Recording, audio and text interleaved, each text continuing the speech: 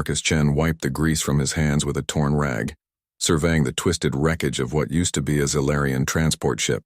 The alien vessel had crashed 3 days ago on the outskirts of New Geneva Station, and somehow every other mechanic on the station had declared it unfixable.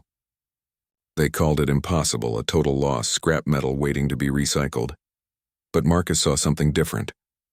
Where others saw destruction, he saw a puzzle begging to be solved. The Zellarian captain, a tall creature with 4 arms and skin that shifted between blue and purple depending on his mood, paced nervously around the repair bay. His name was Captain Vorthak, and his desperation was written across his alien features in a language that transcended species barriers. Human. Vorthak clicked in his translated voice. My ship carries medicine for the plague outbreak on Kepler 442b. Without these supplies, thousands will die. The other mechanics say it cannot be repaired in time. Marcus crawled under the ship's belly, examining the fusion core housing that had been cracked almost in half. The damage looked catastrophic to most eyes, but Marcus had spent 15 years fixing things that couldn't be fixed. It was what humans did best, finding solutions where none should exist. Give me 48 hours, Marcus said, his voice echoing from beneath the ship. I'll get you flying again. The Zellarian's skin rippled with what Marcus had learned was skepticism mixed with hope. The journey to Kepler 442b takes 36 hours.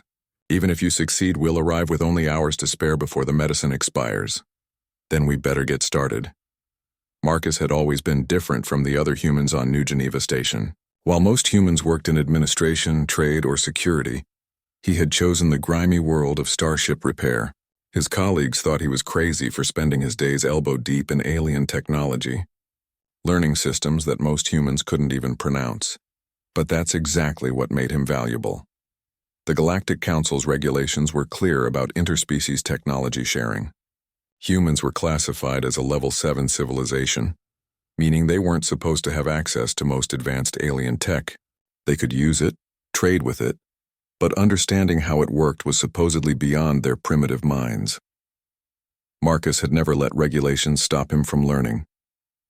As he worked through the night, Marcus thought about his wife, Dr. Sarah Okafor Chen. She was currently off station, attending a xenobiology conference on Rigel Prime. Sarah would have loved to see this challenge. She always said that humans succeeded not because they were the strongest or smartest species in the galaxy, but because they refused to accept limitations. The fusion core was a masterpiece of Zellarian engineering, but the crack that split it nearly in half would normally require complete replacement. The problem was that replacement cores took weeks to arrive, and the plague victims on Kepler 442b didn't have weeks. Marcus studied the fracture pattern, running his fingers along the crystalline matrix that channeled the fusion reaction. The crack followed a natural weak point in the crystal structure, but if he could reinforce it with a different approach entirely. He pulled out his personal toolkit, the one filled with equipment that technically violated about a dozen Galactic Council regulations. Among the items was a molecular welder he'd modified himself. Combining human metallurgy techniques with Andorian crystal working principles he'd learned from a drunk engineer in a spaceport bar. The work was delicate, requiring him to essentially rebuild the core's internal structure one molecule at a time. Other species might have the technology to do this, but they'd approach it with pre-programmed solutions, following standard procedures that didn't account for the unique nature of this particular damage. Humans, Marcus knew, excelled at improvisation. As dawn broke over New Geneva Station, Marcus emerged from beneath the ship, exhausted but triumphant. The fusion core hummed with steady power, its crystalline heart beating strong despite the hairline scar that marked where the fatal crack had been. Captain Vorthak's skin shifted to a brilliant gold as the ship's systems came online one by one. Navigation, life support, propulsion, everything was functioning within normal parameters. Impossible, Vorthak whispered, staring at the diagnostic readings. The core should have failed completely. How did you? Marcus shrugged, too tired to explain the complex interplay of techniques he'd used. Sometimes you just have to think outside the box. What Marcus didn't know was that someone had been watching his work very carefully. In a hidden observation post overlooking the repair bay, Counselor Zerath of the Hegemony Alliance recorded every moment of the humans' impossible repair job. The hegemony had been looking for an excuse to remove humans from positions of technical importance. They'd been arguing for years that humanity's rapid advancement was dangerous, that giving them access to advanced technology was a mistake that would eventually threaten the established order. A human who could repair what the galaxy's best engineers called impossible. That was exactly the kind of evidence they needed. As Captain Vorthak's ship lifted off toward Kepler 442b, carrying life-saving medicine to plague victims, Counselor Zerath activated his communication array. The message he sent would reach the Galactic Council within hours, and Marcus Chen's life would never be the same. The human mechanic stood in the repair bay, watching the ship disappear into the star field, feeling satisfied with a job well done. He had no idea that his greatest triumph was about to become his greatest trial, or that the simple act of fixing a broken ship would eventually reshape the balance of power across the galaxy. In the distance, administrative shuttles were already launching from the station's government sector, carrying officials who would soon turn Marcus's world upside down. The knock on Marcus's apartment door came at exactly 600 hours, precise and official.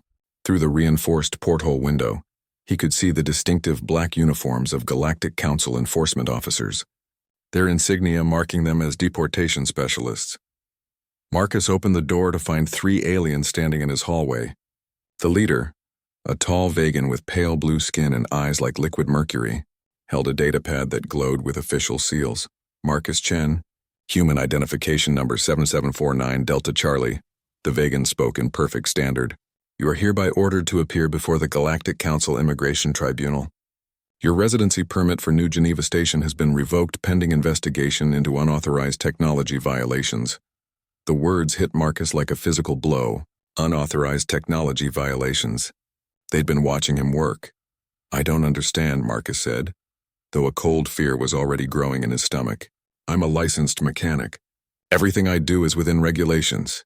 The second officer, a 4-armed Zalarian whose skin shifted between nervous green and authoritative purple, stepped forward. Evidence has been presented that you possess and utilize technology beyond your species classification level. The modification of alien systems by Level 7 civilizations is strictly prohibited under Section 12 of the Galactic Accords.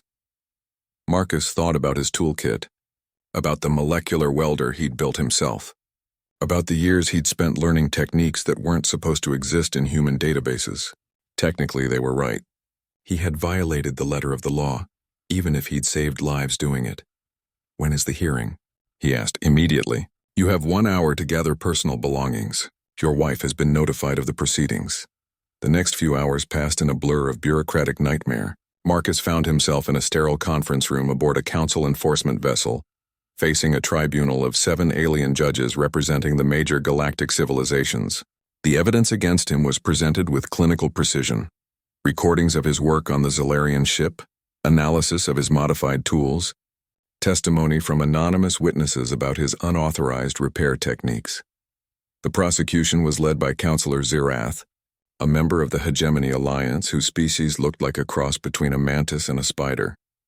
His voice carried the weight of absolute authority as he outlined the case against the human mechanic.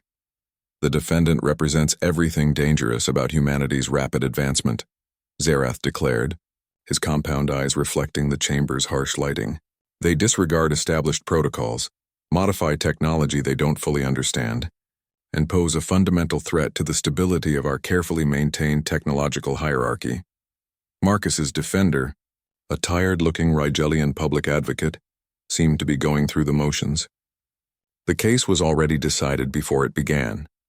But as Zerath continued his presentation, something interesting happened. The evidence he displayed showed not just Marcus's violations, but the incredible results of his work. The Zalarian ship's fusion core, repaired in a way that Galactic Council engineers had declared impossible. The efficiency improvements he'd made to station life support systems. The emergency repairs that had saved dozens of ships and hundreds of lives over the years. The humans' methods may be unorthodox, Zerath admitted, but that makes them even more dangerous. If we allow this precedent to stand, we risk undermining the entire foundation of galactic technological security. The tribunal deliberated for less than 10 minutes. The verdict was immediate deportation to Earth. with a permanent ban on returning to any council-controlled space. Marcus would be stripped of his certifications, his work permits, and his right to practice his trade anywhere in the galaxy except his home world. As the judgment was read, Marcus felt something inside him break. Not despair, but anger. Cold, calculating anger at a system that would rather see people die than admit a human might know something they didn't. He was transported to a detention facility to await the next Earth-bound transport.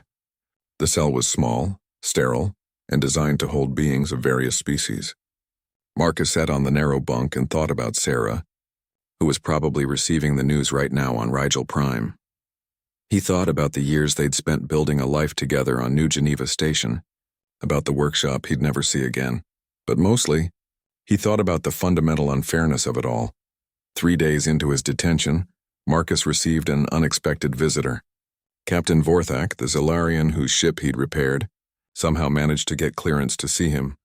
Human Marcus, Vorthak said, his skin cycling through colors that Marcus had learned indicated deep distress. I have heard of your situation. This is my fault. If I had not brought my ship to you, you didn't do anything wrong, Marcus replied. You needed help. I provided it. The fact that the Council sees that as a crime says more about them than about us. Vorthak leaned closer to the protective barrier separating them.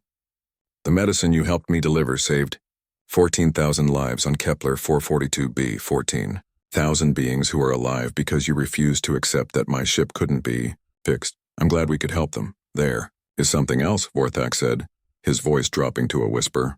Word of your situation has spread among the trade captains. Many of us remember times when you helped us when no one else could. We remember the human who fixed impossible things. Marcus looked up with interest. What are you saying? I am saying that not everyone agrees with the Council's decision. There are those who believe that knowledge should not be hoarded, that the ability to help others should not be restricted by ancient laws designed to preserve the power of the few. Vorthak glanced around the detention facility, ensuring they weren't being monitored. Your transport to Earth leaves in 2 days, but transport ships sometimes experience mechanical difficulties. Before Marcus could respond, Vorthak was gone, leaving only the faint scent of ozone and possibility. That night, as Marcus lay in his cell staring at the stars through the small porthole, he made a decision that would change everything. If the Galactic Council wanted to make him an exile, he would become one. But he wouldn't go quietly back to Earth to live a quiet life of enforced ignorance. He would become something the galaxy had never seen before. A human who refused to be limited by anyone else's definition of what humans could do. The war for humanity's right to grow and learn was about to begin, and it would start with one mechanic who knew how to fix impossible things. The transport ship Meridian's Edge shuddered violently as it dropped out of hyperspace, its engines making sounds that no properly functioning starship should ever make. Emergency klaxons wailed through the corridors as passengers stumbled and grabbed for support. Marcus, shackled in the prisoner transport section, felt a grim smile cross his face. Captain Vorthak hadn't been speaking in hypotheticals. The ship's captain, a nervous Andorian named Thesic, activated the ship-wide communication system. His voice crackled with barely controlled panic. Attention passengers, we are experiencing a critical engine malfunction. We have dropped to sublight and are attempting emergency repairs. Through the small porthole, Marcus could see they were in an empty region of space, far from any inhabited systems. The timing was too perfect to be coincidental. 2 hours later, Captain Thesic himself appeared in the detention area, flanked by a human engineer Marcus didn't recognize. The engineer was young, maybe 30, with the calloused hands and sharp eyes of someone who spent their life working with machinery. Mr. Chen, Thesic said, his antennae twitching with anxiety. I understand you have experience with engine repair. Marcus raised his shackled hands. I'm a deportee, Captain. Even if I could help, regulations prohibit prisoners from accessing ship systems. The human engineer stepped forward. My name is Elena Rodriguez.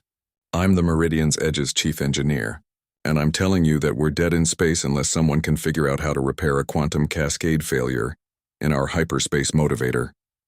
Marcus felt his pulse quicken. Quantum cascade failures were theoretically impossible to fix without a complete engine replacement. The quantum fields involved were too unstable, too dangerous to work with using conventional methods. How bad is it? He asked. Bad enough that we'll be drifting here for about 30 years until another ship finds us, Elena replied. The cascade created a feedback loop that's corrupted the quantum matrix. Every repair attempt just makes it worse. Captain Thesick looked genuinely terrified. The regulations are clear about prisoner access to ship systems, but they're also clear about the captain's authority in emergency situations. If you can fix this, I'm prepared to overlook the technical violations. Marcus studied both of them carefully. This could be legitimate. Quantum cascade failures, while rare, were genuinely catastrophic. Or it could be an elaborate setup to help him escape, orchestrated by the network of sympathetic captains that Vorthak had hinted at. Either way, there were 200 innocent passengers on this ship who didn't deserve to die in the cold of space. I'll need my tools, Marcus said. Already retrieved from your personal effects, Elena replied, producing the familiar tool case. Though I have to ask, some of this equipment isn't in any council database. Where did you get it?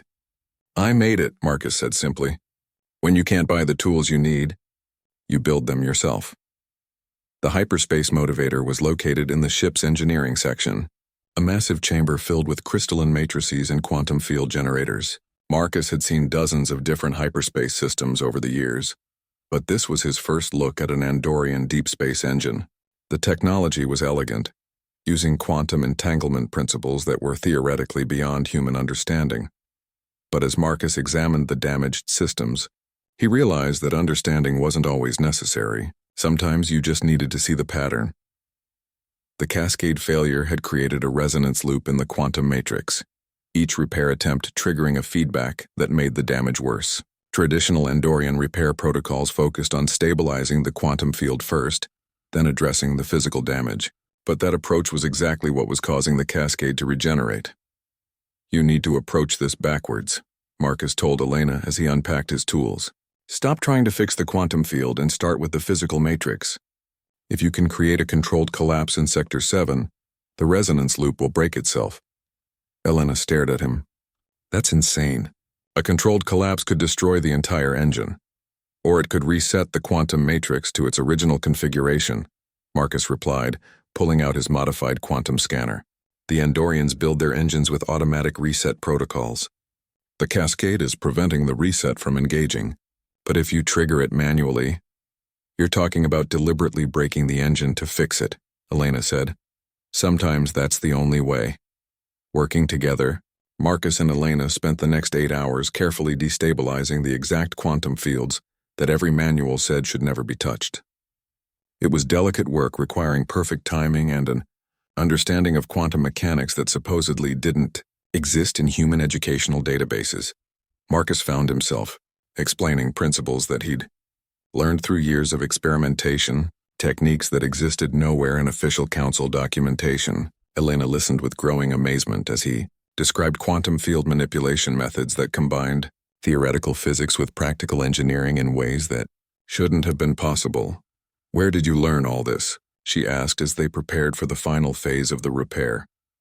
From necessity, Marcus replied. When you're fixing ships from a dozen different species, you start to see patterns that cross technological boundaries. The universe operates on certain fundamental principles regardless of which species discovered them first. The controlled collapse worked perfectly.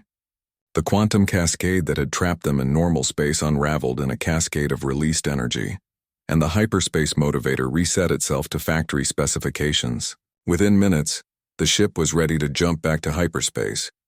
But Captain Thesick made no move to restore Marcus's shackles, or return him to the detention area. Mr. Chen, the captain said, it appears that the emergency repairs have caused some administrative confusion. Your prisoner transport logs seem to have been corrupted in the quantum cascade.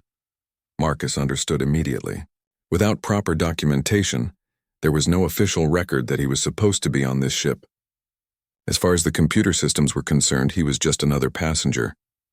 That's unfortunate, Marcus said carefully. Indeed, I'm afraid it may take weeks to sort out the proper paperwork. In the meantime, I see no choice but to drop you off at our next scheduled stop. Elena grinned, which happens to be the independent trading station Freeport 7, outside council jurisdiction.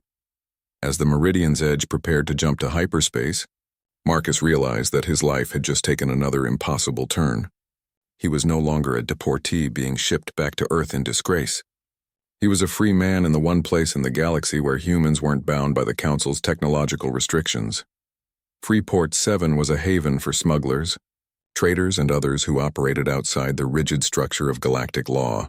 It was also, Marcus was beginning to understand, about to become the center of a revolution that would challenge everything the Galactic Council believed about humanity's place in the universe. The war for human advancement had found its first battlefield, and Marcus Chen had just become its first general. As hyperspace swallowed the ship, Marcus looked out at the swirling colors of faster-than-light travel and smiled. The galaxy was about to discover what humans could really do when they stopped asking for permission. Freeport 7 looked exactly like what it was.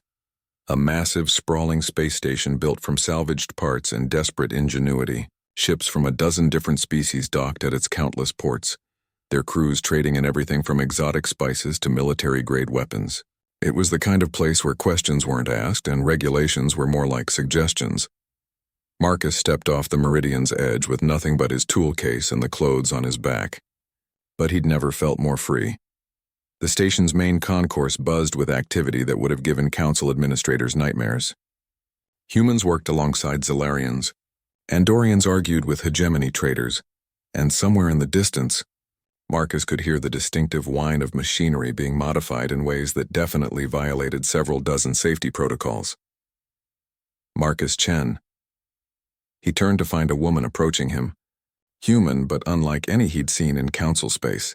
She wore a patchwork of different species clothing, and her tool belt contained equipment that looked like it had been cobbled together from a dozen different technological traditions. Her dark hair was streaked with premature gray, and her eyes held the sharp intelligence of someone who'd spent years solving impossible problems. "I'm Dr. Sarah Okafor Chen," she said, extending her hand. "Your wife." Marcus stared at her in shock. "Sarah, how are you here? You were supposed to be on Rigel Prime for another 2 weeks. "I was," Sarah replied with a grin that reminded him why he'd fallen in love with her 15 years ago. "Right up until I received word that my husband had been declared a technological terrorist and was being deported to Earth. Funny thing about xenobiology conferences, they're really easy to leave when your spouse needs you."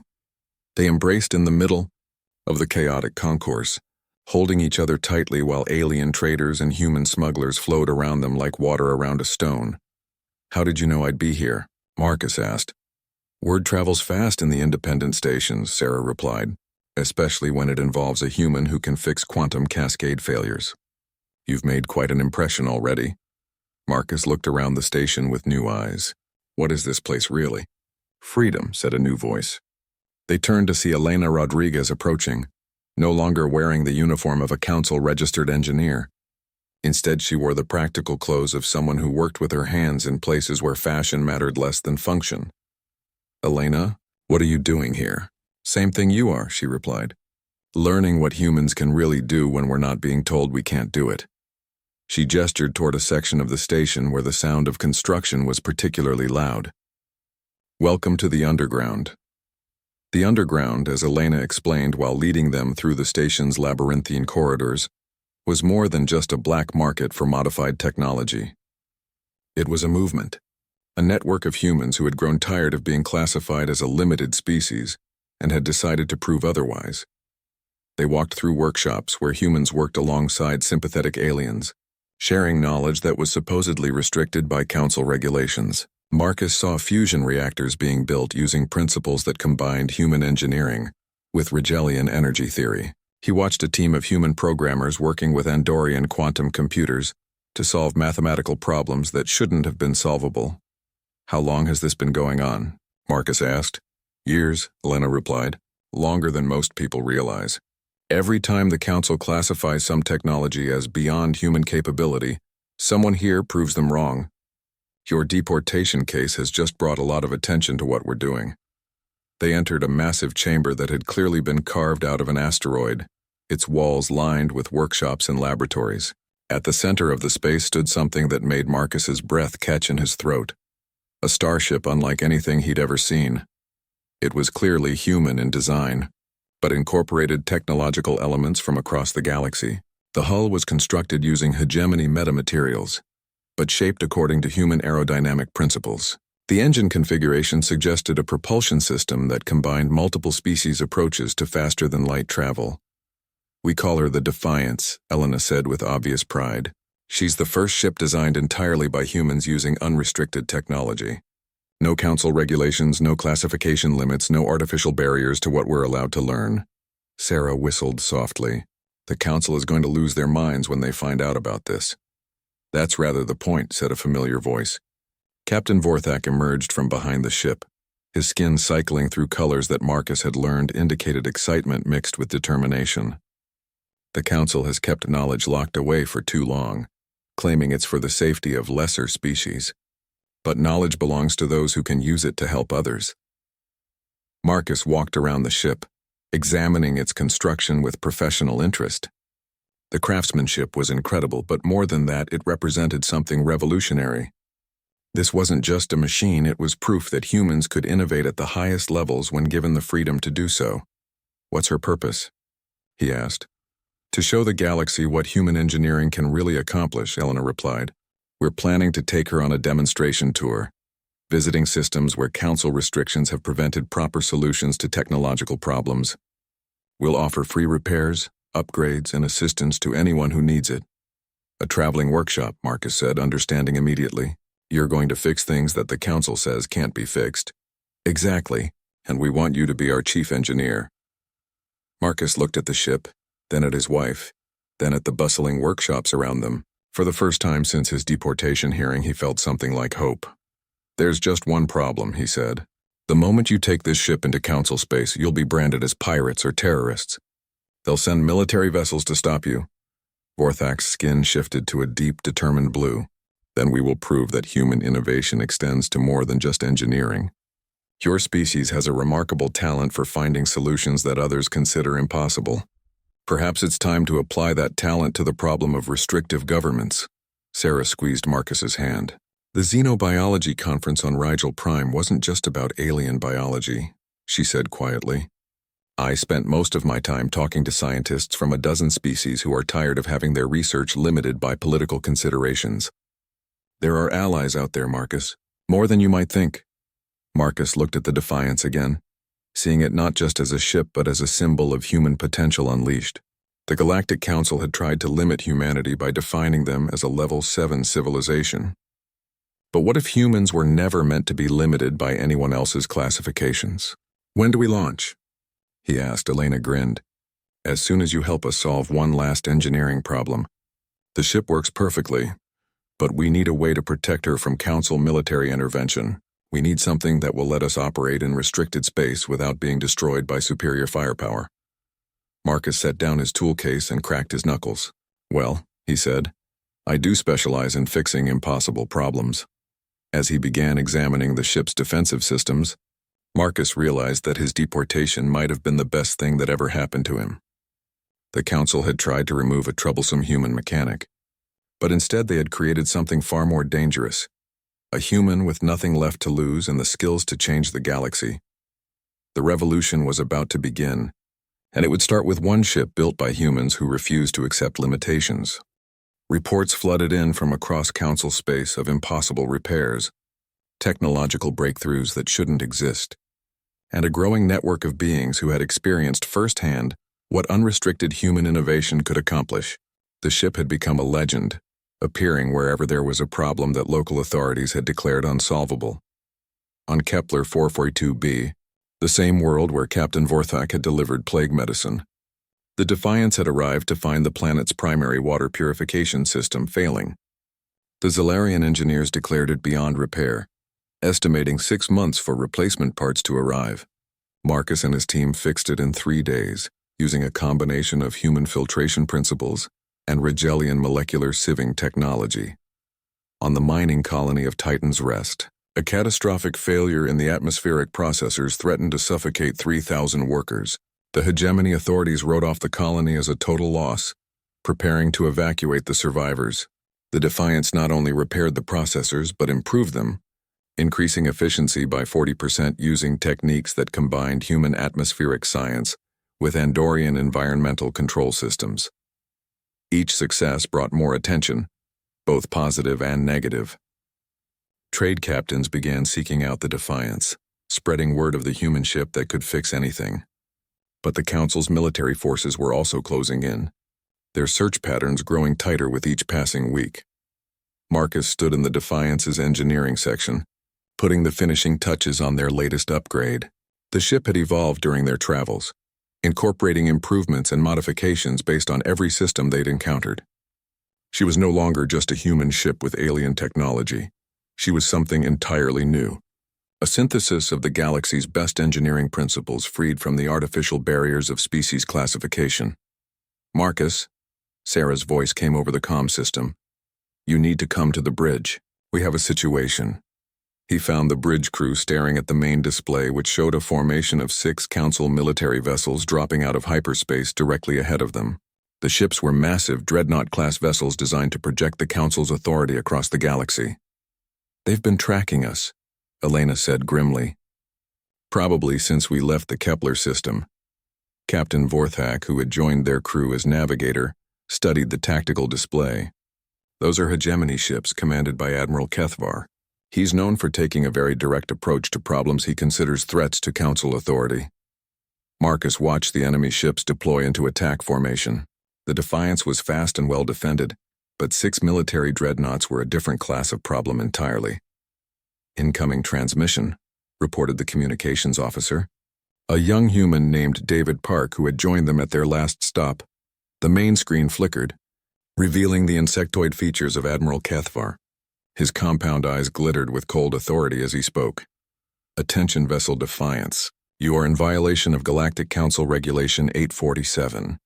Unauthorized technological development by a restricted species. You will power down your engines and prepare to be boarded. Marcus stepped forward. Admiral, we're operating in neutral space, providing humanitarian assistance to anyone who needs it. We haven't violated any laws.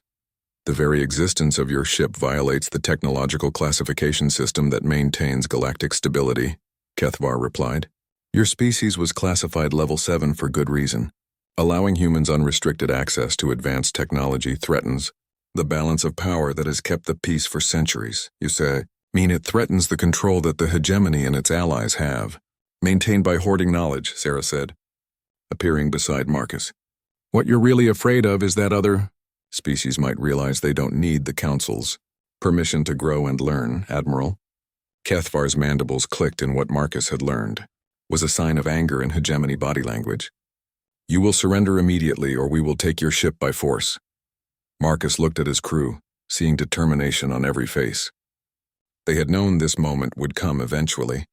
The question was whether they would go quietly or make a stand that might inspire others. We respectfully decline your invitation, Admiral, Marcus said. The transmission cut, and immediately the Council ships opened fire. The Defiance shook under the impact of energy weapons designed to cripple rather than destroy, but her defenses held. Marcus had spent months developing a shielding system that combined principles from multiple species, creating barriers that were stronger than the sum of their parts. Evasive maneuvers, Vorthak called out, his 4 hands dancing across the navigation controls. Their ships are powerful but not designed for pursuit. If we can reach the nebula of storms, we might lose them in the interference. The chase that followed was unlike anything in Council military records. The Defiance didn't just run. She fought back with weapons that shouldn't have existed, using tactics that combined human unpredictability with alien technology in ways that confounded the pursuing fleet. Marcus worked frantically in engineering, rerouting power and making real-time modifications to their systems.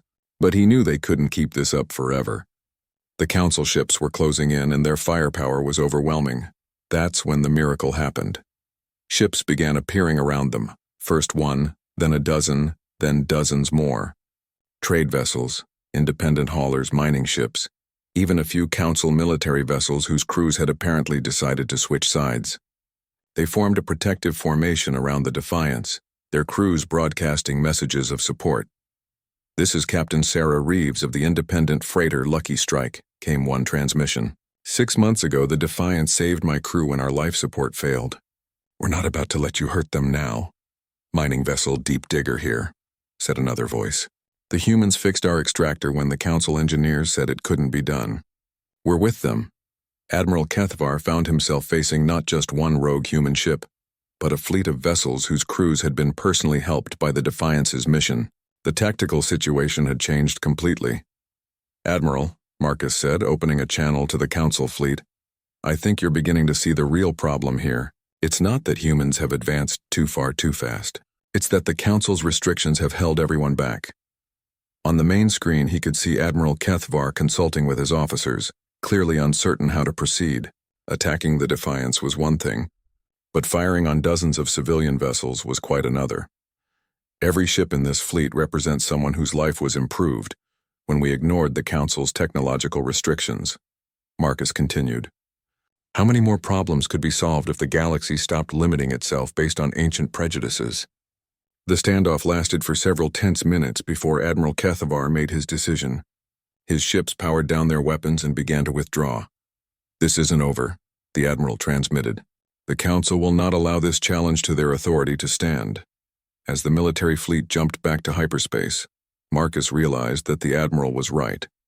This confrontation had changed everything. The Council could no longer pretend that the Defiance was just an isolated incident.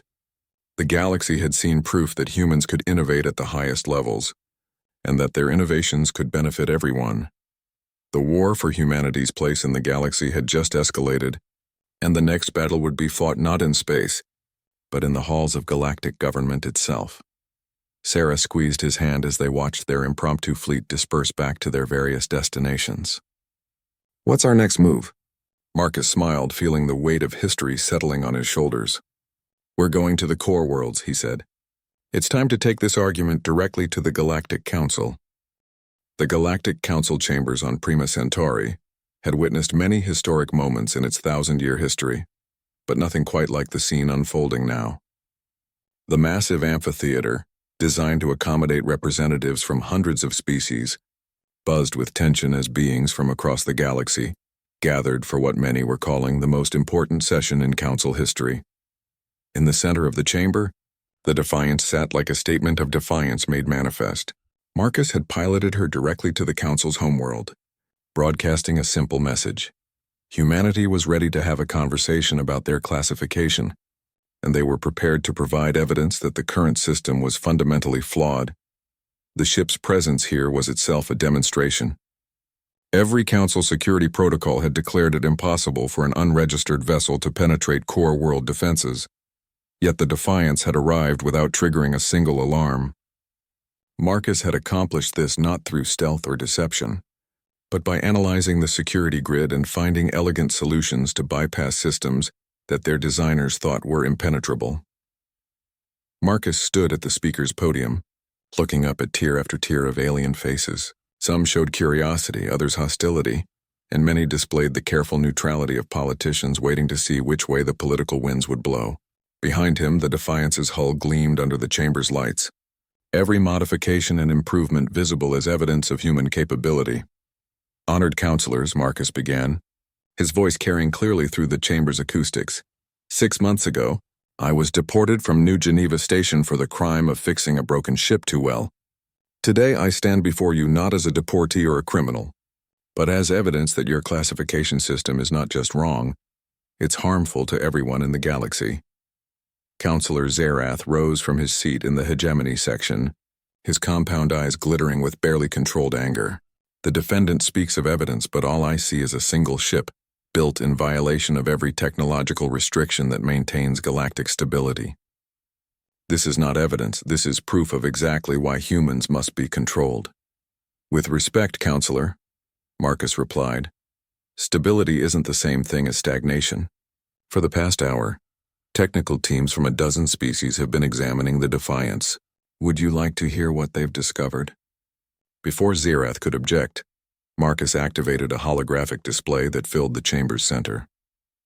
Technical specifications scrolled past, showing the ship's revolutionary propulsion system, her unprecedented defensive capabilities, and the elegant integration of technologies from across the galaxy. "This ship is 40% more efficient than any comparable vessel in the Council fleet," Marcus continued. Her propulsion system produces no detectable subspace distortion, solving a pollution problem that has plagued galactic shipping for centuries. Her defensive shields use 90% less power than standard Council military technology, while providing superior protection. The hologram shifted to show medical data. The life support system on this ship has eliminated the species-specific environmental requirements that have made multi-species crews impractical. Humans, Zellarians, Andorians, and Hegemony crew members can all live and work together in perfect comfort. Murmurs rippled through the chamber as representatives began to grasp the implications. The Defiance hadn't just broken technological barriers, she had solved problems that the Council had accepted as unsolvable. These innovations weren't achieved by stealing technology or violating patents, Marcus said. They were created by combining knowledge that was already available, but artificially separated by classification restrictions. Every species in this chamber has pieces of the puzzle, but the Council's system prevents anyone from seeing the complete picture. A new voice cut through the chamber's acoustics. "May I be recognized to speak?" All eyes turned to see Dr. Elena Rodriguez, no longer introduced as a rogue engineer but as the director of the Independent Technology Collective. Behind her sat a delegation of beings that represented something unprecedented in Council history. A formal alliance of species and organizations committed to unrestricted technological development. "Honored counselors," Elena said, "over the past 6 months, the ITC has documented over 300 technological problems that were solved by combining knowledge across species barriers, plague outbreaks stopped by merging human medical techniques with Rigelian biochemistry, environmental disasters averted by applying Andorian atmospheric science to human industrial processes, agricultural failures prevented by combining Zellarian botany with Hegemony soil science." The holographic display showed a map of the galaxy, with thousands of points of light indicating successful interventions. "This is what becomes possible when we stop limiting ourselves based on ancient fears." Counselor Zerath was on his feet again, his voice sharp with authority. "These innovations are uncontrolled, unregulated, dangerous. The classification system exists to prevent species from developing technology they cannot responsibly handle." "Like humans developing starship technology?" Marcus asked quietly. "Or Zellarians developing fusion power? Or Andorians developing quantum computing?" Every species in this chamber was once considered too primitive for the technology they now take for granted. He gestured toward the Defiance. "This ship exists because humans were forced outside the Council's restrictions. But imagine what could be accomplished if every species had the freedom to contribute their knowledge without artificial barriers." Sarah stood from the delegation area, and Marcus felt a surge of pride as she addressed the chamber. "I've spent my career studying how different species approach problems," she said. "What I've learned is that the universe doesn't care about our political classifications. Physics works the same way for everyone, but each species sees different aspects of the same fundamental principles."